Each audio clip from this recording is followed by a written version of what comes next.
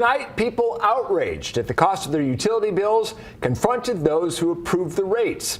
The Public Utilities Commission of Nevada held a meeting to hear from the public. Kim Passoff joins us now live with what people had to say. Kim?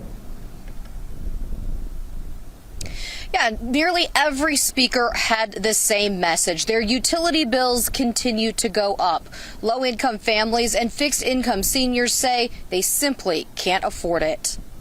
I'm here to call on the utilities and the Public Utilities Commission to provide real rate relief.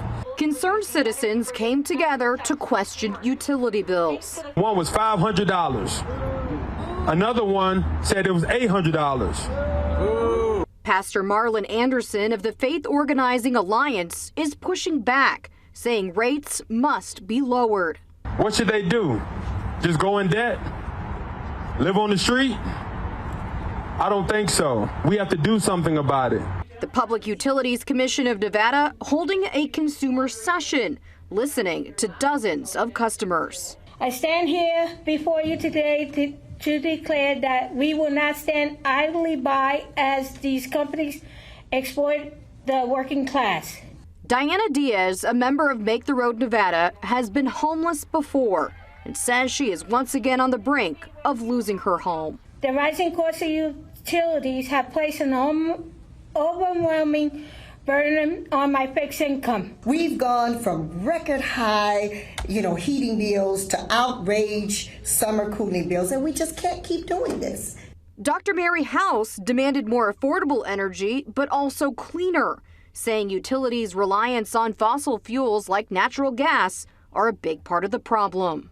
If gas price swings are the blame, then Nevadans deserve clean energy solutions that will stabilize fuel costs, not more spending on gas systems like new plants and pipelines. And NV Energy did send Fox 5 a statement tonight saying in part, quote, while NV Energy moves forward on adding new renewable energy resources, NV Energy must have resources available to reliably serve our customers.